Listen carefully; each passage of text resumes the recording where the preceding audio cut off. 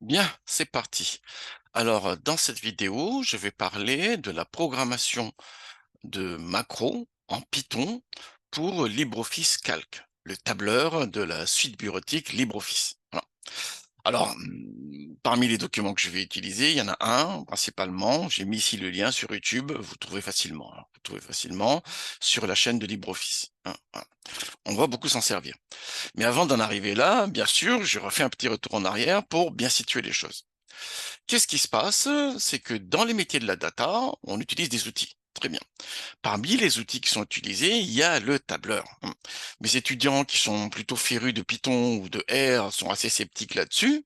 Et moi, pour les convaincre, ben, je les amène sur les sites d'offres d'emploi, tout simplement. Voilà. C'est le vrai juste de paix, hein. On forme des étudiants qui vont en entreprise. Donc, il faut absolument qu'on regarde bien qu'est-ce qui se passe en entreprise pour les placer dans les meilleures conditions possibles quand ils arrivent sur le marché du travail. C'est ça l'idée, hein. C'est que ça l'idée, hein. Mais c'est déjà très important. Alors, généralement, je vais sur l'APEC, hein, c'est un des sites que je regarde quand même très souvent. Donc, c'est l'Association pour l'emploi des cadres, hein, et je fais une recherche par mots-clés, hein, des offres d'emploi par mots-clés, des compétences qui sont associées aux offres d'emploi. Et donc, je mets Excel et data, je fais rechercher. Voilà, je l'ai fait ce matin, hein, on est le 28 décembre 2023, là, il est 10 heures du matin presque. Voilà, on voit bien ici, hein. Hein. Je fais une recherche sur les mots-clés Excel et data, et j'ai la liste des emplois, des offres d'emploi, où ces mots-clés-là apparaissent simultanément.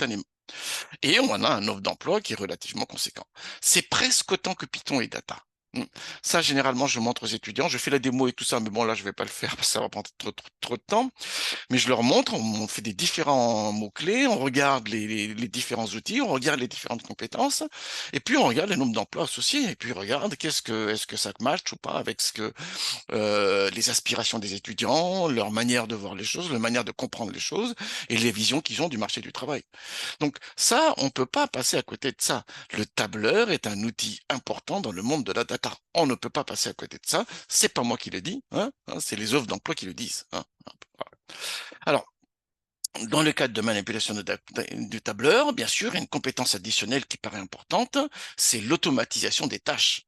Il faut savoir programmer. Un informaticien sait programmer. Un informaticien qui sait pas programmer, je sais pas ce que c'est. Et on doit pouvoir automatiser des tâches, hein. On va pas tout refaire à la main. Généralement, faire à la main une fois, ça le fait. Mais refaire une deuxième fois, déjà, on dit, mais ben, qu'est-ce que je suis, au bout de trois fois, non, non, non.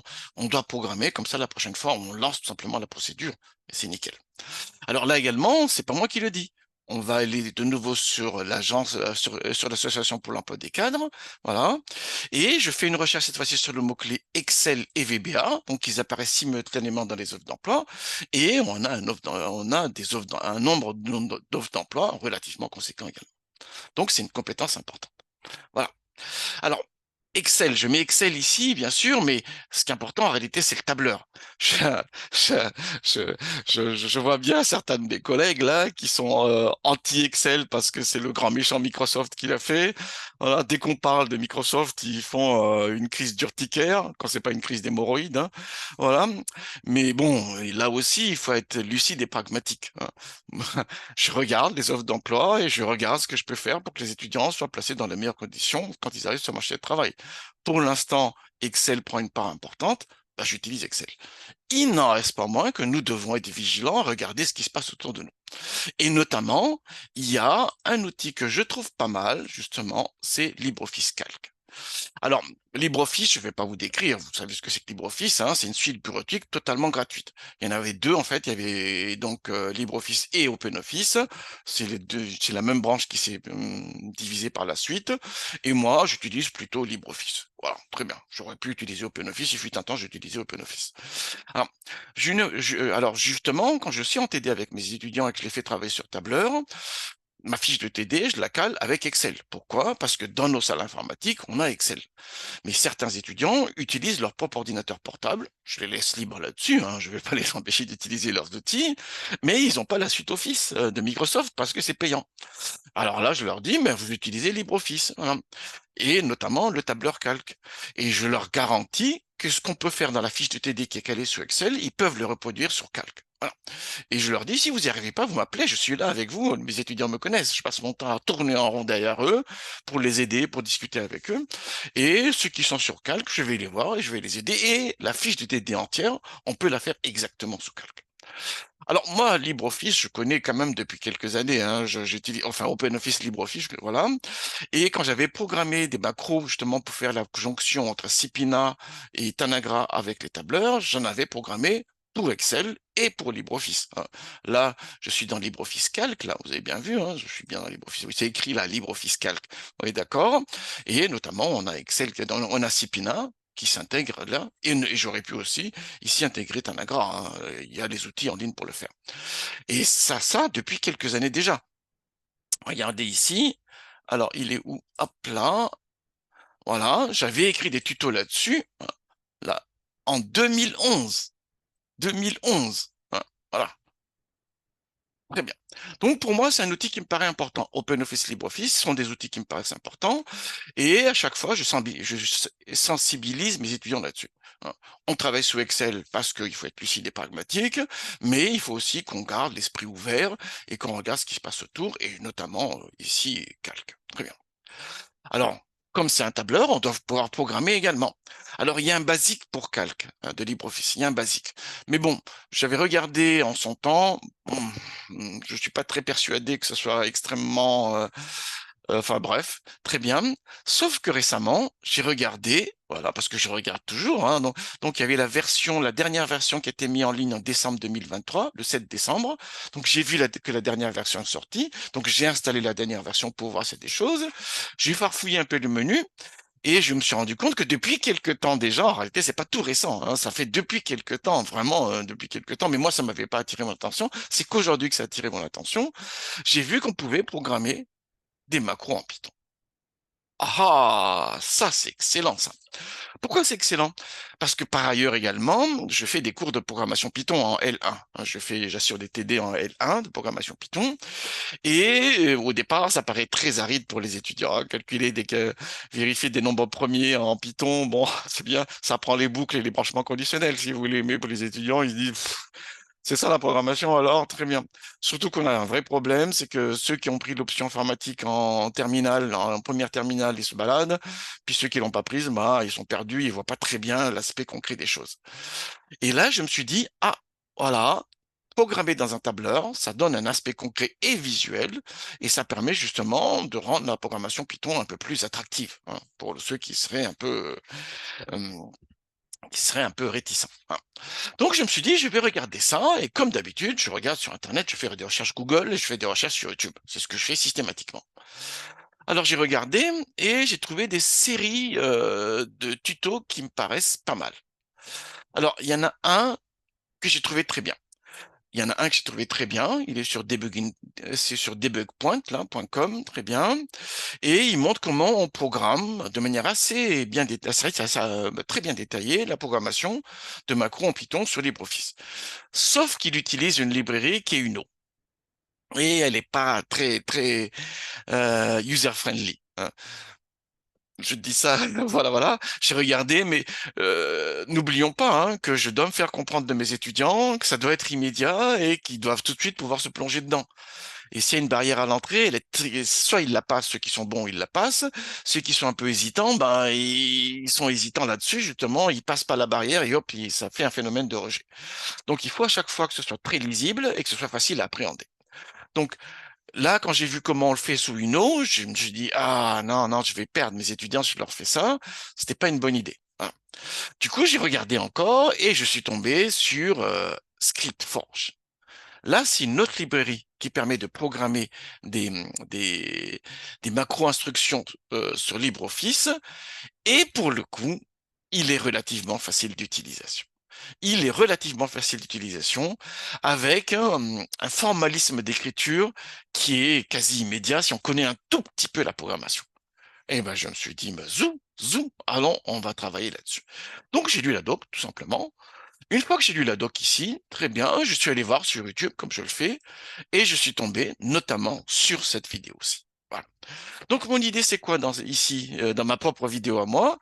C'est de reprendre ces idées-ci avec un exemple relativement simple en français, parce que là, c'est en anglais, là, en français, et que chacun pourra reproduire sur tout. Alors, bien sûr, il y a une série de préambules. Déjà, sur votre machine, il faut que vous installez donc LibreOffice. Alors, LibreOffice, il est là, hein. Ah non, non, c'est pas là. Il est où? Je l'avais mis là. Il est là. Donc, vous allez prendre la version de LibreOffice, la dernière version, le 7 décembre 2023, c'est la version 7.6.4. Vous l'installez, très bien, sur votre machine. Dans Programme File, tout ça, il y a vous chargez tout simplement ici, et vous l'installez. Très bien. Il faut que LibreOffice soit présent sur votre machine, et LibreOffice est une suite bureautique qui intègre le tableur calque. Ça, c'est le premier élément. Deuxième élément important, il faut aussi qu'on installe l'interpréteur Python. Sinon, il ne pourra pas faire fonctionner votre programme. On est d'accord là-dessus. Alors, moi, j'utilise typiquement la distribution Anaconda, qui intègre l'interpréteur Python, mais aussi des packages, toute une série d'outils, hein, notamment Jupyter, Spider, voilà, et aussi une série de packages qui sont très utilisés dans la data science. Très bien. Alors, là, c'est important. Moi, je l'ai programmé sur mon compte user. Hein, voilà, on peut l'installer pour soit tous les utilisateurs, soit pour soi-même. Je suis sur ma machine personnelle à mon domicile, là, donc je l'utilise, je l'ai mis dans user Rico, Rico c'est moi, très bien, et je crée un dossier ici Anaconda 3 et je l'installe pour moi-même. Très bien. Donc c'est important parce que ces chemins-là, il faudra le spécifier pour que LibreOffice puisse le trouver justement. Alors justement, parlons des chemins. Alors, hop, il faut que LibreOffice soit visible, mais ça c'est normal, et vous allez lancer Calque à la main, donc il sera visible, mais il faut que LibreOffice Calque voit également votre interpréteur Python. Et donc, il faut l'intégrer dans votre chemin.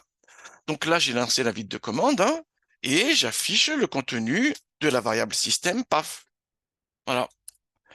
Et donc, il y a tous les différents chemins, là, Java, ainsi de suite, et j'ai rajouté, du coup, il faut le rajouter, voilà, le chemin de votre interpréteur Python. Voilà. Anaconda 3 et Anaconda 3 script. Hein. Rappelez bien, hein, je l'avais installé ici, là, quand j'avais installé la distribution Anaconda avec l'interpréteur Python, et donc, par la suite, vous également, il faut que vous le rajoutez en chemin. Sinon, LibreOffice ne le trouvera pas, votre interpréteur Python, et du coup, il ne pourra pas lancer votre programme. Très bien. Une fois que c'est fait ça, alors, il faut vous programmer vos différents outils. Là également, il faut que LibreOffice puisse retrouver automatiquement vos scripts. Et il faut l'installer justement dans un dossier particulier. Alors, tout ça est expliqué en détail dans ce tutoriel-ci. Là, pour le coup, j'en avais parlé hein, de ce tutoriel-là, très bien. Et dans ce tutoriel-là, il a mis un lien, l'auteur, hein, Monsieur Arindam, là, il a mis un lien sur les différentes étapes à mettre en place pour installer les outils et notamment l'emplacement de votre script. C'est décrit dans cette... Voilà. Et ben, zoom, zoom, zoom. Qu'est-ce qui se passe alors? Ben, tout simplement, en réalité, donc, votre script à vous, pour qu'il soit visible par LibreOffice, il faut que je ferme ça parce que sinon ça va s'embrouiller. Pour que votre script à vous soit visible dans LibreOffice, voilà, vos macros Python, il faut l'installer dans ce dossier-ci. Donc, votre dossier utilisateur, user Rico pour moi sur ma machine, voilà. Ensuite, dans App Data, voilà. Roaming, LibreOffice, parce que voilà. 4, parce qu'on est très bien. Et parce qu'on est sur la, voilà. Et user script Python. Alors, moi, quand j'ai tout réinstallé à zéro pour vérifier que tout est nickel. Donc, je n'avais pas ces deux sous-dossiers-là. Hein. Ça s'arrêtait à user. Donc, qu'est-ce que j'ai fait? J'ai rajouté le dossier script et j'ai rajouté le dossier Python. Hein. Donc, j'avais tout vidé sur ma machine. Ensuite, j'ai installé LibreOffice. Ensuite, j'ai installé Anaconda Python. Et ensuite, je suis allé vérifier. On n'était qu'à ce sous-dossier. Il manquait ça. Donc, qu'est-ce que j'ai fait? J'ai rajouté un sous-dossier script et j'ai rajouté un sous-dossier Python. Et ensuite, j'ai placé mes macros. Voilà. Très bien. Donc, ce qu'il nous reste à voir maintenant, c'est comment on va pouvoir lancer ces fameuses macros-là. Donc, dans mes premières macros, il y a une série de fonctions et procédures hein, qu'on va voir. Alors, du coup, dans LibreOffice Calc, si je veux accéder à mes macros-là, comment ça se passe?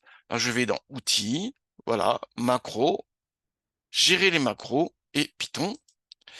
Lui va scanner automatiquement le dossier dédié, donc ce dossier-ci, il va lire le fichier .py et dans le fichier .py, il va récupérer l'ensemble des procédures que vous avez programmées. Et dans mon fichier .py, il y a 4 procédures. Voilà, 4 macros, si vous voulez. Donc la première, c'est un Hello World. Qu'est-ce qu'il fait? Il va sur la feuille courante du classeur courant. On peut ouvrir des classeurs. On peut aussi changer de feuille de calcul dans le même classeur, ainsi de suite. On peut le faire. Peut-être que je ferai des vidéos là-dessus plus tard. On verra ça. Voilà. Mais pour l'instant, dans le classeur courant ouvert et dans la feuille courante ouverte, voilà, j'inscris Hello World dans la cellule A1 qui est là. Voyons le code correspondant. Ensuite, on va lancer la macro. Alors le code, il est là. Donc dans le fichier, encore une fois, le fichier, il est là. Il faut qu'il soit dans ce fichier, dans ce dossier-là. S'il n'est pas dans ce dossier-là, vous ne pouvez pas le faire fonctionner. Une fois qu'il est là-dedans, vous mettez votre fichier .py avec les différentes procédures. Alors, la première procédure, je vais quand même réduire ça parce que ça embrouille les... Ah non, je peux pas. Ah si, quand même. Très bien. Donc, la première procédure, elle est là. On va essayer de la lire ensemble. Donc, j'ai mis tous les éléments. Je mettrai en ligne tout ça. Comme ça, vous y aurez accès sans problème. Qu'est-ce qui se passe? Déjà, donc, il faut accéder à la librairie ScriptForge, qui est installée automatiquement. Voilà, très bien. Donc là, vous n'avez pas besoin de l'installer. Il est installé avec cette librairie-là et elle est installée avec LibreOffice. Très bien. Une fois qu'elle est, donc il faut la charger et il faut donc la charger, l'outil qui permet de créer un service. Bien. Ensuite, par exemple, si je veux afficher une chaîne de caractères dans la cellule A1 de la feuille courante du classeur courant, qu'est-ce qui se passe? D'abord, je dois créer un service de type calque parce que je vais manipuler justement une feuille de calque, de LibreOffice. Très bien. Donc, je crée un service et ça y est, j'ai une variable maintenant, doc, qui a un certain nombre de fonctionnalités. Alors, ces fonctionnalités-là, vous avez la liste ici. Voilà, dans l'aide de calque ici, vous avez la liste des propriétés et méthodes qui sont associées à l'objet service calque. C'est très limpide en fait. Si on arrive à bien voir la trame, on se rend bien compte de l'intérêt et de la cohérence en fait de la démarche. Donc je regarde ça. Donc moi j'ai lu en détail la doc. Je m'embête pas. Je passe vraiment beaucoup de temps à lire les docs. Très bien. Et j'ai vu qu'il y a une série de propriétés et notamment qui sont là. Et il y a une série de méthodes. Ah ah, très bien. Alors notamment, il y a des méthodes pour lire des valeurs dans les cellules et pour inscrire des valeurs dans les cellules. OK. Du coup, je reviens à mon code. Donc, je crée un service calque. Et ensuite, dans la feuille courante du classeur courant, parce que je ne spécifie pas le classeur là, je ne spécifie pas non plus la feuille. Donc, dans la feuille courante du classeur courant, dans la feuille active du classeur courant, voilà, j'écris en cellule A1, voilà, donc on est en coordonnées A1, A2, ainsi de suite, voilà, Hello World avec Python. Comme c'est une procédure, voilà, c'est une macro déjà, donc il ne prend pas de paramètres en entrée, c'est une macro qui accède directement au feu de calcul. Et comme c'est une macro, c'est une procédure qui ne renvoie pas de valeur parce qu'il inscrit directement le résultat dans les feuilles, je renvoie rien du tout. Return none. Bien, ben, vérifions alors si ça marche tout ça.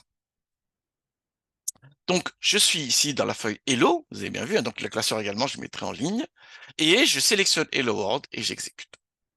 Et il écrit bien en A1 Hello World avec Python. C'est pas mal ça, c'est pas mal. Alors essayons d'aller plus loin alors. On va faire une petite macro un peu plus sophistiquée. Sophistiquée. Alors, j'ai inscrit une valeur en A1, je veux la lire, je rajoute la valeur 1, je l'incrémente de 1 et je mets le résultat en A2. Comment ça se passe ça? De nouveau ici, c'est getSetValue. Je l'ai appelé la macro en question. Qu'est-ce qui se passe? Il crée un service calque, comme d'habitude. Ensuite, il récupère le résultat en A1. Alors, il le type automatiquement. Donc, il a vu que c'est un entier. OK. Donc, il récupère comme un entier. Il prend la valeur en question, il rajoute, il incrémente de 1. Voilà. Et en A2, il met le résultat. Donc, 3 étapes ici. On crée les services pour accéder au classeur, aux fonctionnalités de calque. Voilà. Et ensuite, dans le classeur actif, dans la feuille active du classeur actif, je récupère une valeur en A1, je l'incrémente de 1 et j'inscris le résultat en A2. Vérifions ça. Donc cette fois-ci, je suis dans la feuille copie valeur. Voilà. Je vais dans outils, macro, voilà. Gérer les macros, Python, et je clique Get Set Value, et j'exécute. Et ça fait bien le résultat attendu. C'est pas mal. Alors bon, en termes de programmation, on n'est pas très sophistiqué, justement, hein. Essayons de rajouter un peu de sophistication. Cette fois-ci, qu'est-ce qui se passe? Troisième exercice, donc, j'ai mis des valeurs dans colonne A, un ensemble de valeurs, voilà, et quand c'est vide, ça veut dire que je m'arrête. Voilà. Qu'est-ce que je dois faire? Je dois scanner chaque valeur ici, donc ça commence forcément à A1. Ensuite, les valeurs sont à la queue leu dans la colonne A1, et quand on tombe sur une cellule vide, ça va dire qu'on s'arrête. Que doit faire mon programme? Il doit lire les valeurs A1, A2, A3, ainsi de suite, et ici inscrire si c'est une valeur paire ou impaire. Voilà, sous forme de macro encore une fois, en Python. Regardons comment programmer ça, hein. Je réduis ça et je reviens ici. Là, déjà, c'est un peu plus sophistiqué. Ah, très bien. Donc, on a une boucle, on a des branchements conditionnels. Mais on est en Python, là, on peut tout faire en Python. Maintenant que je pratique énormément Python, ça fait quand même pas mal d'années que je pratique Python, bah, c'est quand même pas mal comme outil, hein, comme langage de programmation, hein. Il y a quand même pas mal de fonctionnalités. En plus des librairies, bien sûr, hein. Voilà. Donc, voilà ma fonction, ma macro, hein, très bien. Et dans ma macro, qu'est-ce qui se passe? D'abord, j'accède au service. OK, ça maintenant, bien sûr, hein. Alors, le service, voilà, avec ScriptForge, hein, qui est la librairie qui est là, encore une fois, hein. Donc, on peut le faire avec d'autres outils, notamment Uno, mais regardez en ligne, c'est un peu plus complexe. Et moi, je me sens pas à faire ça avec mes étudiants, c'est là que je les perds en route, si vous voulez. Quand on perd les étudiants dans une séance, on les perd jusqu'à la fin de la séance, hein. Donc, il faut surtout pas, surtout au début, il faut que ce soit bien schématique, pas à pas, suffisamment pédagogique pour que ils rentrent dans le système. Et une fois qu'ils sont rentrés dans la démarche, là, c'est tranquille, hein. Mais ce début-là est vraiment très important. Alors, qu'est-ce qui se passe? Donc, je crée les services comme tout à l'heure. Maintenant, vous avez compris ce principe-là. Et je mets un compteur de lignes. Ensuite, la cellule courante, là, donc, c'est une adresse, en fait, hein. C'est en A1, en décalé de 0 ligne, 0 colonne. Donc, c'est bien A1. Donc là, ce que j'ai dans cursel, là, c'est l'adresse, en fait. Voilà, l'adresse A1, tout simplement. Et l'offset crée un décalage par rapport à A1. Mais j'ai un décalage de 0 ligne et de 0 colonne. Donc, c'est bien A1 qui est retourné ici. La chaîne de caractères A1. Très bien. Donc, ensuite, tant que dans la cellule courante, j'ai pas la valeur vide, hein, donc tant que j'ai pas une cellule vide, donc une valeur vide dans la cellule courante, qu'est-ce qui se passe? Je vais itérer. Je fais un while, vous avez bien vu, hein? Je fais un while. Qu'est-ce qui se passe? Je prends donc la cellule suivante. Et pour l'instant, le i était là. En fait, il est à 0, donc il va bien en A1. Donc par rapport à A1, je suis décalé de 0 ligne. Voilà. Et je suis décalé d'une colonne, parce que je vais écrire dans la colonne B le résultat. Rappelez-vous, hein, c'est ici que je vais écrire le résultat. Donc par rapport à 1, on est décalé d'une colonne. C'est ça, on est bien d'accord là-dessus. Très bien. Et donc, c'est la cellule voisine. C'est là que je vais inscrire les résultats. Qu'est-ce qui se passe? Si le contenu de la cellule courante, donc cursel, il est en offset à 1, on est d'accord, de la colonne A et modulo 2 est égal à 0, ça veut dire qu'il est pair. Dans la cellule voisine, j'écris la valeur chaîne de caractères pair. Sinon, j'écris la chaîne de caractères impair. Qu'est-ce qui se passe? J'incrémente le numéro de ligne et du coup, la cellule courante maintenant est décalée d'une ligne. On est d'accord là-dessus. Très bien. Et il continue, il continue. Quand il tombe sur une cellule vide, en face, il va écrire the end, comme dans la chanson des Vedors, This is the end. Très bien. Regardons comment ça fonctionne maintenant. Donc, je sélectionne rien, hein. On ne parle pas de sélection ici, hein. On travaille dans le classeur actif, dans la feuille active du classeur actif. Voilà, donc je me positionne où je veux, en fait, hein. Lui, il va scaler sur la colonne A, scanner les différentes valeurs, et ensuite, il s'arrête dans le vide. Donc, outils, macro, gérer les macros, Python, et je vais test pair impair. J'exécute, et boum, Oh, c'est génial, c'est génial. Je vois déjà les exercices que je vais faire avec les étudiants parce que là, pour le coup, en Python, il y a beaucoup de choses intéressantes à faire, hein. Là, il y a vraiment des choses réellement intéressantes à faire.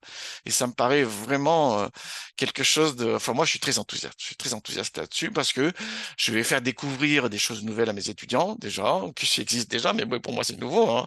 Et du coup, pour eux également, ça va être nouveau.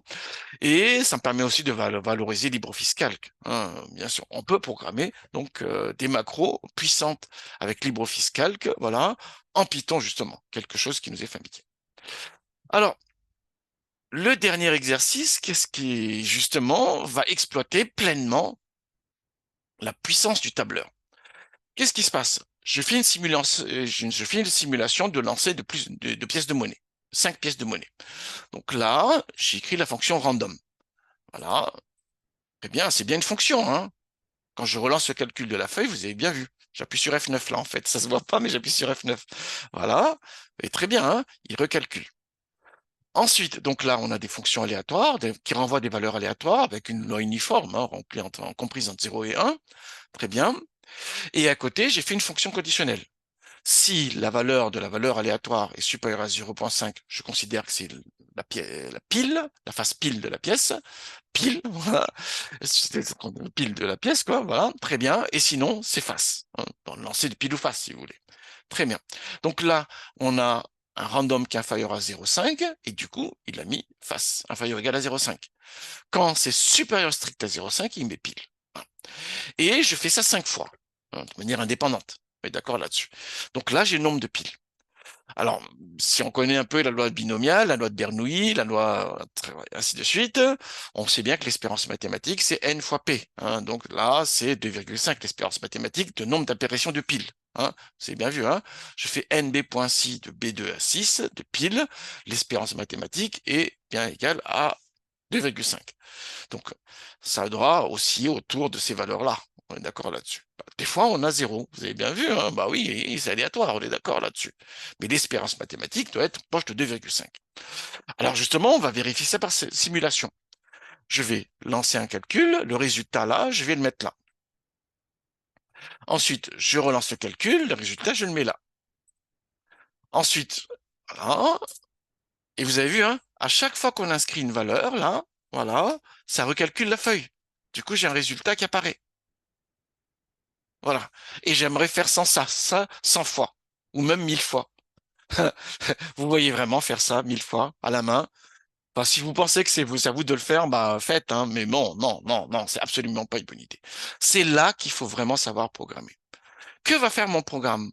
Mon programme, voilà, va récupérer au fur et à mesure les valeurs là, pour l'inscrire là d'abord, ensuite là, ensuite, ainsi de suite. À chaque fois qu'il inscrit, ça relance le calcul de la feuille. Donc la valeur là est mise à jour, il va l'inscrire la valeur suivante, ainsi de suite. Et ensuite, à la fin seulement, j'inscris la moyenne là, des valeurs là. Et normalement, ça doit être égal, proche en tous les cas de 2,5. Comment je fais ça en macro? Parce que là, pour le coup, savoir programmer une macro est indispensable, hein. Vous n'allez pas à la main récupérer chacune des valeurs. On est d'accord là-dessus, hein. Donc là, pour le coup, savoir écrire une macro est vraiment indispensable. Comment je fais ça alors? Ah, la macro, elle est là, et elle est super simple. Elle est super simple en réalité, hein. Donc j'ai agrandi un peu pour qu'on voit bien les choses. Regardez. Donc là, de nouveau, je crée un service calque pour pouvoir accéder à la feuille de calcul. Très bien. Je vais faire apparaître une boîte de dialogue qui me permet de saisir le nombre de simulations. Là, j'ai besoin d'un autre service. C'est le service basique. Donc là également, je suis allé voir la doc tout simplement. Je suis allé là, hein, et je suis allé voir le service basique. Tout simplement. Il faut lire la doc, hein. C'est jamais du temps perdu de lire la doc. Donc, je suis allé voir le service basique, j'ai regardé les propriétés, j'ai regardé les méthodes, et j'ai vu qu'il y a des méthodes pour gérer des boîtes de dialogue. Input box pour les saisies et MSG box pour les affichages. Ben, zou alors. Je crée un service basique, voilà, et j'appelle la méthode input box du service basique. Avec ici des chaînes de caractères pour qu'on ait une invitation qui tienne la route, et par défaut, je mets la valeur 100 que je peux modifier, Je récupère ici une chaîne de caractères, voilà, et je vais la typer en entier. parce que c'est un nombre d'itérations que je veux saisir en réalité. Une fois que c'est typé en entier, je fais l'itération, qu'est-ce qui se passe? Je récupère la valeur en B8, voilà, et ce que j'ai récupéré en V8, je l'inscris en colonne D, en décalant au fur et à mesure. Vous avez bien vu, hein? Le I, là, il va commencer à 0, et ensuite, il va inscrire 1, 2, 3, ainsi de suite, et dans la colonne D, on est bien sur la colonne D, on ne change jamais de la colonne D, parce qu'on a bien ici un décalage de colonne de 0, et le I, en revanche, va être incrémenté au fur et à mesure, et c'est comme ça qu'il fait le changement de ligne. Et c'est le résultat qui est en B8 qu'il inscrit dans cette cellule en D, en descendant au fur et à mesure. Très bien. Il n'y a aucune difficulté conceptuelle, réellement. Si on a les démarches en tête, on voit exactement ce qui se passe, hein. Là, c'est pour accéder à la feuille de calcul. Là, c'est pour faire apparaître une boîte de dialogue. Et ensuite, j'itère ce qu'il y a dans la colonne, dans la cellule B8. Voilà, je vais l'inscrire là, puis là, puis là, puis là. Lançons le programme alors pour voir ça, hein. Donc, ici, il y avait une première étape, hein. Il fallait construire la feuille de calcul. Ensuite, copier à la main les résultats, on voit très bien que c'est pas très bon. Alors, il y a des outils de simulation, on est d'accord, hein, je connais suffisamment les tableurs, hein. Je sais très bien qu'il y a des simulations à 1 et 2 entrées. On est d'accord là-dessus. Je connais, vous n'allez pas me l'apprendre. Mais là également, je dis que quand on a plus de 2 entrées, de toute manière, le gestionnaire de scénario, il n'est pas très puissant. Alors que justement, avec ce type d'outil-là, on a des outils, avec les macros, on a la possibilité de faire simplement des opérations très complexes. Oui, parce que je connais très bien les étudiants qui vont me dire, ouais, mais le gestionnaire de scénario, monsieur, puis il y a les tables à 1 entrée, 2 entrées. Oui, je suis d'accord. Mais on peut le faire aussi avec des macros. Alors, je vais lancer ma macro, hein. Macro, voilà, gérer les macros, Python, encore une fois, hein, maintenant on a l'attitude là-dessus, et je vais sur simulation. Et je vais exécuter la simulation, voilà, qui va remplir au fur et à mesure les résultats. Tac, voilà. Et là apparaît la boîte de dialogue, hein, on est bien là, hein. Donc, il a créé le service calque, il a créé le service basique, et maintenant, donc, on a bien l'apparition de la boîte de dialogue, là. Vous avez bien vu, hein? Très bien. Donc, admettons que je mets 200 plutôt. Pourquoi pas, hein? Pourquoi pas, hein? C'est lui qui c'est l'outil qui se lance tout seul. Je clique sur OK, boum, et vous avez vu, hein? À chaque fois qu'il inscrit, voilà, il relance le calcul. Et on a bien les valeurs ici. Qu'est-ce qu'il me reste à faire? Alors, j'aurais pu le faire par programme, hein. On peut inscrire des formules dans des cellules. C'est vrai, c'est vrai. J'aurais pu le faire par programme. Bah, ce sera un excellent exercice pour vous. J'en parle à mes étudiants là. Ça, ce sera un excellent exercice. Que vous compliquez ça pour que on n'ait pas à rentrer la formule à la moyenne. Attends, on s'est embêté à programmer ici. Ce serait pas mal qu'on puisse le faire également. Bon, moi, je vais le faire quand même à la main parce que je connais pas très bien encore, hein. Mais bon, normalement, il n'y a pas de souci. Moyenne, tac, tac, tac, et on a bien le résultat. Et on est proche de 2,5. D'accord, on est proche, parce que c'est une simulation, hein. C'est l'espérance qui est de 2,5. Mais l'estimation de l'espérance, elle est elle aussi, hein. On est d'accord là-dessus. Il y a les fluctuations d'échantillonnage. Et voilà. Alors, si vous voulez aller plus loin, parce que c'est ça l'idée, hein, moi j'introduis tout simplement, si vous voulez aller plus loin, je vous conseille de regarder cette vidéo-là, parce que, il explique les concepts de programmation des macro-instructions en Python sous Calc de LibreOffice, et il met en avant justement ScriptForge. Donc c'est détaillé ici, c'est plutôt pas mal fait, hein. Je trouve vraiment très intéressant. Ah bah ça j'ai réfléchi à faire une vidéo là-dessus. Juste avant ça, j'ai cliqué au bon endroit, je sais pas comment, si j'avais noté en fait l'horaire à côté. Voilà, c'est quand on travaille sur une sélection. C'est-à-dire que l'utilisateur sélectionne une plage de cellules et on va travailler à l'intérieur de cette sélection-là. Et il montre comment ça fonctionne. C'est pas mal, hein. Voilà. Donc je vous conseille vraiment, c'est plus, alors c'est en anglais, mais bon, on peut faire de la traduction automatique ou des sous-titres, hein. Voilà. Mais c'est plutôt bien fait, ça vous permet, là, vous voyez bien, hein, on peut accéder à un classeur, hein, qui n'est pas le classeur courant. Vous voyez très bien ici, hein. Ensuite, on peut accéder également à des feuilles, on peut aussi accéder à des plages de cellules. Voilà. C'est vraiment très, très intéressant. Voilà. Donc, pour résumer mon histoire, il y a des tableurs, il y a Excel, je suis d'accord qu'Excel est très bien. Mais il y a aussi d'autres tableurs comme LibreOffice Calc. Voilà, hein, de la suite bureautique Calc, il y a le tableur de la suite bureautique LibreOffice, il y a le tableur Calc.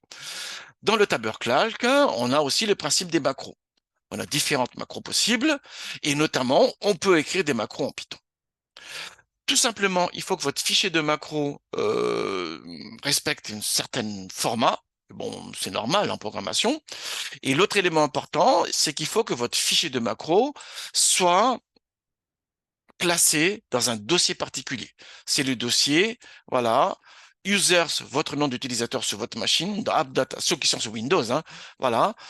Alors, j'imagine également qu'on peut programmer sous Linux. Hein. Bon, je ne l'ai pas essayé, moi je suis sur Windows. Mais normalement, je ne vois pas trop pourquoi il y aurait une difficulté là-dessus. Très bien. Dans AppData, Ruamin LibreOffice 4, user, il faut créer un sous-dossier, script, parce que vous allez mettre vos macros, et les scripts en Python, parce que vous l'écrivez en Python. Une fois qu'ils sont là, ces macros-là deviennent visibles, voilà, dans LibreOffice Calc. Et vous avez ici le nom du fichier Python, hein, c'est bien vu, hein. Mes premières macros.py, vous avez le nom de fichier Python qui est là, voilà. Et les différentes procédures que vous avez placées dans la librairie, dans votre bibliothèque, si vous voulez, dans votre unité, dans votre module, voilà, ce que vous avez placé dans votre module ici, vont apparaître là. Là également, il y a un certain formalisme à respecter. Et ensuite, vous pouvez les lancer pour faire vos différents calculs. Hein. Je ne m'en lasse pas. Je lance simulation une deuxième fois. Admettons, ah non, je vais annuler. Oh, j'aurais pas dû faire ça. Hop là, je vais enlever ça. Et je peux relancer outils, macro. Très bien, gérer les macros, Python, là, exécuter. De nouveau, je fais 200 fois. Je lance ces calculs. Et ça permet de profiter pleinement hein, de la puissance de Python dans votre tableur calque. Et on a le résultat ici. Voilà, bah, excellent travail à tous.